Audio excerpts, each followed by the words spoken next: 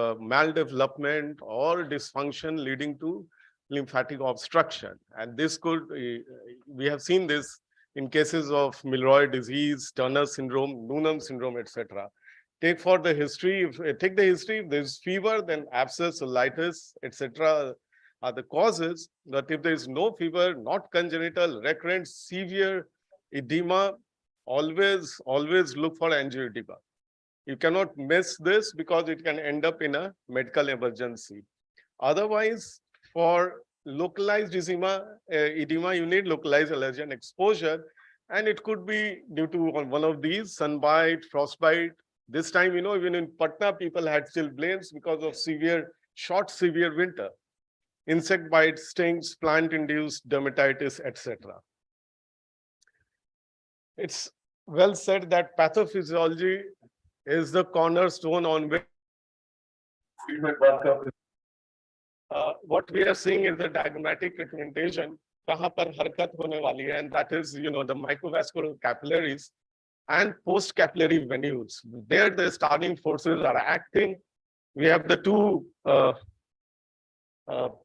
out, two flanking them, and the two inward absorptive forces which are there. So very simply, when does the hydrostatic pressure, capillary hydrostatic pressure increase? It increases when there is, as in cases of heart disease or even in nephrotic syndrome, when there is sodium and water retention. And this pushes out the fluid in this area. Similarly, there can be, pi is representing the oncotic pressure. If the oncotic pressure falls, then also there will be generalized edema or anasaka. And this oncotic pressure can fall in any case which is leading to hyperalbuminemia, such as, again, liver disease, hyperalbuminemia due to PM, hyperalbuminemia due to protein losing enteropathy, which we are encountering more and more. Rarer condition, but obviously then we are more fascinated with it. Coming to the third thing is that if we, increase the permeability of the whole area, increased capillary permeability, as in burns, sepsis, the inflammation is there and the fluid will leak.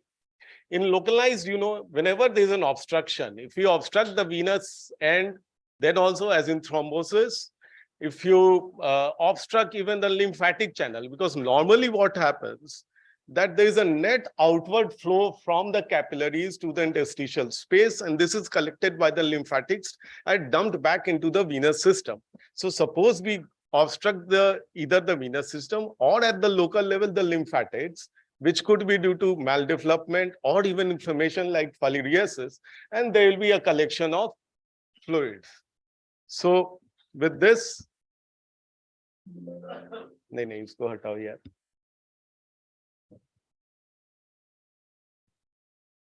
We just pay respect to the equation, but remember that this equation is applicable across all semi-permeable membranes, whether they are biologic or non-biologic.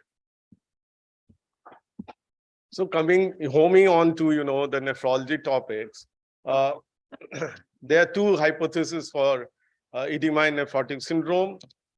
Speaking in front of so many nephrologists, it seems more like I'm playing Antakshari. The words, you may be able to catch me off keys at times, but just enjoy the talk.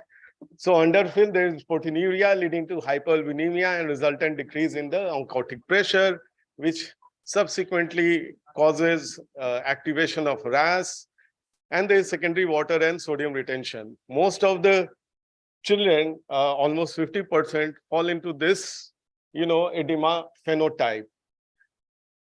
But remember that this is basically due to capillary hemodynamic alteration or disequilibrium. Till that disequilibrium exists, as in this case, whatever fluid is retained will not be retained inside a circulatory system, but it will escape and gather in the interstitial space. So this is something like a cycle. So you have to correct the hyperalbuminemia through whatever means to stop this disequilibrium. The stumbling blocks are, we have seen, everybody must have seen cases who present with volume overload. So where is this hypothesis leading to? Moreover, if you treat by spironolactone alone, which should suffice, but that does not produce the required results. Lastly, with MCNS in steroid-sensitive nephrotic syndromes, you usually see that after steroids addition, by the end of first week, the diuresis sets in. And proteinuria usually resolves by the end of second week. So obviously, it's something more is there. So there came another hypothesis, which is overfill. And here it is that there is a primary sodium retention, which is causing volume expansion. And they have honed in on, epithelial sodium channels, that this channel in the distal tubule is responsible for this, and this causes sodium reabsorption. But the problem is that everybody has seen patients coming in hypovolemia, and secondary amyloride. It's in fact, this channel is also known as amyloride sensitive channel. When this is used as a sole diuretic, the results are anything but satisfactory. So with this, we jump on to clinical presentations. There's nothing much to tell, just that diaphoresis during feeding is an interesting thing. For an infant, active feeding is as stressful as climbing stairs. So they will sweat during feeding, and don't ignore this complaint. Regarding liver disease failure, we all know how to pick it up. Protein-losing enteropathy, keep your mind open. It can be associated with inflammatory bowel diseases. It can be associated with celiac disease, which we are seeing more and more, and even giardiasis, our own, disease.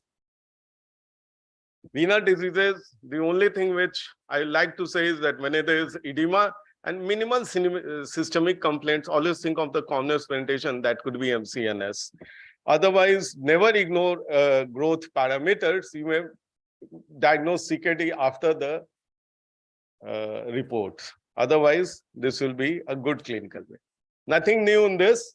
The only thing interesting is why hepatic ascites occurs first, then legs to face. And here, the pathophysiology is that the cirrhosis leads to fibrosis and obstruction of the liver circulation. And this is causing, obstruction, rise in hydrostatic pressure. So first ascites and lower extremity edema, then anywhere else. Clinical tips.